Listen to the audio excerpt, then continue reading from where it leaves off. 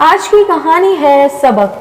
देख लेना, मैं एक दिन घर छोड़कर चली जाऊंगी, तब तुम लोगों को मेरी कीमत पता लगेगी। बड़बड़ाते हुए नीता अपने घर से काम करने के लिए बाहर निकल गई। नीता की इस चेतावनी का उसके माता पिता और भाई बहन पर कोई असर नहीं पड़ता था, क्योंकि वे जानते थे कि वो अगर घर छोड़कर चली जाएगी तो जाएगी कहाँ, वापस तो यहीं आना ही पड़ेगा। आजकल नीता ये ताना अक्सर अपने माता पिता को देने लगी थी। वो ऊब गई थी उनका पेट पालते पालते। आखिर कब तक वो ऐसी बेरस जिंदगी ढोती रहेगी। उसकी अपनी भी तो जिंदगी है जिसकी किसी को चिंता ही नहीं है। नीता के अलावा उसकी 2 बहनें और एक भाई भी था। बाप किसी फैक्ट्री में मजदूरी करता था, लेकिन अपनी कमाई का सारा पैसा शराब और जुए में उड़ा देता था। महज 10 साल की उम्र में ही नीता ने अपनी माँ शोभा के साथ घरों में झाड़ू पोछा और बर्तन साफ करने के काम में हाथ बटाना शुरू कर दिया था। वो बहुत जल्दी खाना बनाना भी सीख गई थी, क्योंकि उसने देखा था कि इस पेशे में अच्छे पैसे मिलते हैं, और उसने घरों में खाना बनाने का काम शुरू कर दिया। धीरे धीरे नीता ब्यूटिशियन का कोर्स किए बिना ही फेशियल, मेकअप वगैरह सीखकर थोड़ी और आमदनी भी करने लगी। बचपन से ही नीता बहुत जुझारू थी। शोभा पढ़ी लिखी नहीं थी, लेकिन वो अपने बच्चों को पढ़ाना चाहती थी, इसलिए वो भी जी तोड़ मेहनत करके पैसा कमाती थी, जिससे कि उसके बच्चे पढ़ सकें। शोभा स्वभाव से बहुत सरल और अपने काम के प्रति समर्पित थी, इसलिए कॉलोनी में जिसके घर भी वो काम करती थी वे उसे बहुत पसंद करते थे, और जब भी उसे जरूरत पड़ती उसकी पैसे और सामान देकर मदद करते थे। समय बीतता गया।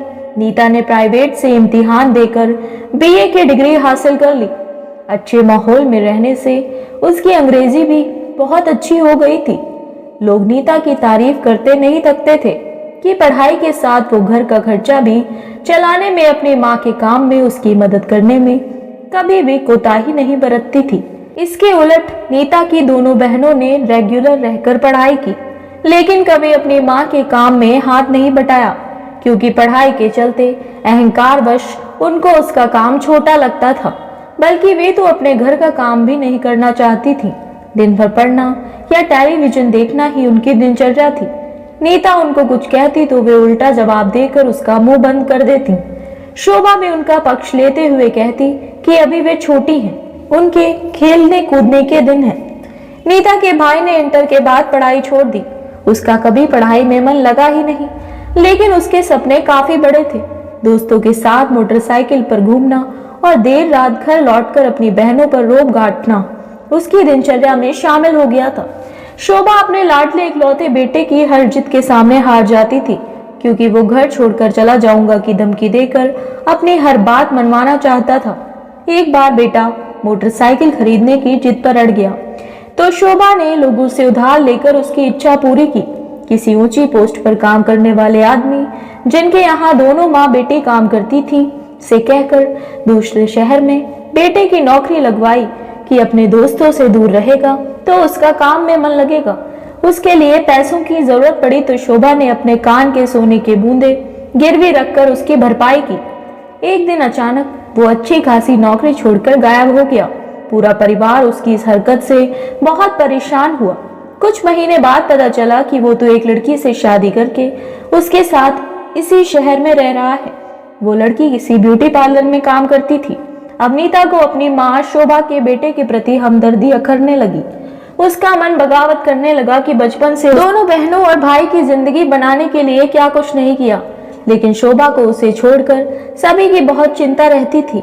यहाँ तक कि जब नीता अपने पिता को कुछ कहती तो शोभा उसे डांटती कि वे उसके पिता हैं, उसको उनके बारे में ऐसा नहीं बोलना चाहिए। नीता गुस्से से बोलती, कैसे पिता? क्या बच्चे पैदा करने से ही कोई पिता बन जाता है? जब वे हमें पाल नहीं सकते तो उन्हें बच्चे पैदा करने का हक ही क्या था? नीता को अपनी माँ शोभा से बहुत हमदर्दी रहती थी, लेकिन जवान होते होते उसे समझ आने लगा था कि वो अपनी हालत के लिए खुद भी जिम्मेदार है। सुबह की निकली नीता रात को 8 बजे घर पहुंचती तो देखती कि दोनों बहनें टेलीविजन देख रही हैं। माँ खाना बना रही हैं, मांजने के लिए बर्तनों का ढेर लगा हुआ है, तो उसका मन गुस्से से भर उठता, लेकिन किसी को भी कुछ कहने से फायदा नहीं था और वो मन महसूस कर रह जाती थी। नीता ने अब बीएड भी कर लिया था और वो एक स्कूल में काम करने लगी थी, लेकिन उसने खाली समय में घरों के काम में माँ का हाथ बटाना नहीं छोड़ा था। स्कूल से जो तनख्वाह मिलती थी वो तो पूरी अपनी माँ को दे देती थी, लेकिन घरों से उसे जो आमदनी होती थी वो अपने पास रख लेती थी। देखते ही देखते नीता 26 साल की हो गई थी, लेकिन उसकी शादी की किसी को चिंता ही नहीं थी। पर उसने अपने भविष्य के लिए सोचना शुरू कर दिया था और मन ही मन घर छोड़ने का विचार करने लगी। ऐसा करके वो उन सबको सबक सिखाना चाहती थी। नीता ने अब बात बात पर कहना शुरू कर दिया था कि वो घर छोड़कर चली जाएगी, लेकिन वे लोग उसकी इस बात को कभी गंभीरता से नहीं लेते थे, क्योंकि उन्हें उम्मीद ही नहीं थी कि वो कभी ऐसा कदम भी उठा सकती है। नीता ने मन ही मन स्कूल में बने स्टाफ क्वार्टर में रहने की योजना बनाई और एक दिन वाकई अपने घर छोड़ने की खबर कागज पर लिखकर चुपचाप चली गई। जैसे ही घर वालों को उसके जाने की खबर मिली, सभी सख्ते में आ गए। सबसे ज्यादा माँ शोभा को झटका लगा, क्योंकि नीता की कमाई के बिना घर चलाना मुश्किल था।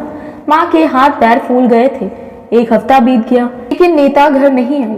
उसको कई बार फोन भी किया, लेकिन नीता ने फोन नहीं उठाया। हारकर शोभा अपनी बीच वाली बेटी के साथ उसके स्कूल पहुंच गई। शोभा के कहने पर गार्ड नीता को बुलाने गया। थोड़ी देर में नीता आ गई। उसको देखकर वे दोनों रोते हुए उससे लिपटने के लिए दौड़ी, लेकिन नीता ने हाथ से उन्हें रोक लिया। इससे पहले कि शोभा कुछ कहती, नीता बोली, मुझे पता है तुम्हें मेरी नहीं बल्कि मेरे पैसों की जरूरत है। मैं उस घर में तभी कदम रखूंगी जब वहां मेरे पैसे की नहीं मेरी कद्र होगी। तुम सभी के मेरे जैसे दो हाथ हैं, इसलिए मेरी तरह तुम सभी मेहनत करके अपने खर्चे चला सकते हो। तभी तुम्हें पता चलेगा कि पैसा कितनी मेहनत से कमाया जाता है। अब मुझसे किसी तरह की उम्मीद मत रखना। अब मैं सिर्फ अपने लिए जीऊंगी। मुझसे कभी दोबारा मिलने की कोशिश भी नहीं करना। और इतना कहकर वो वहां से तुरंत लौट गई।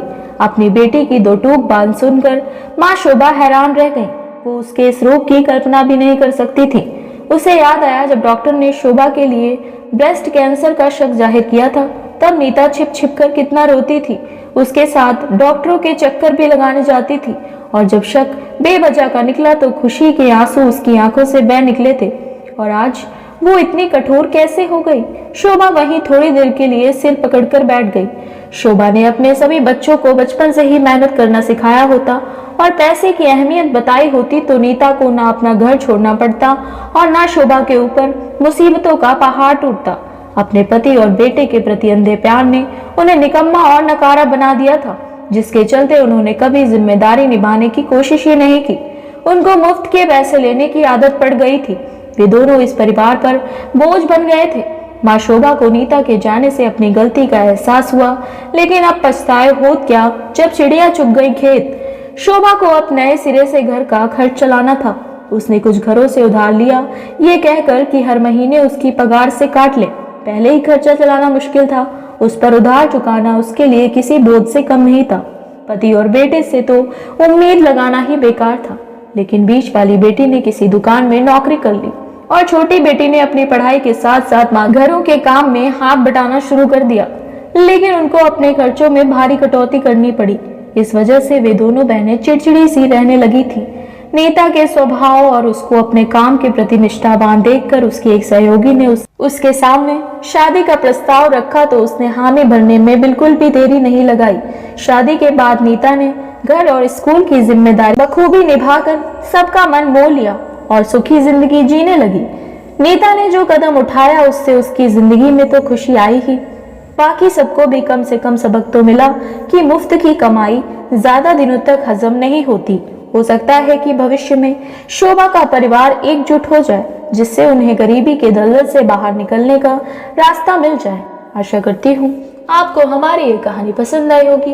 अगर हमारी कहानी पसंद आई हो तो हमारे चैनल को सब्सक्राइब करें।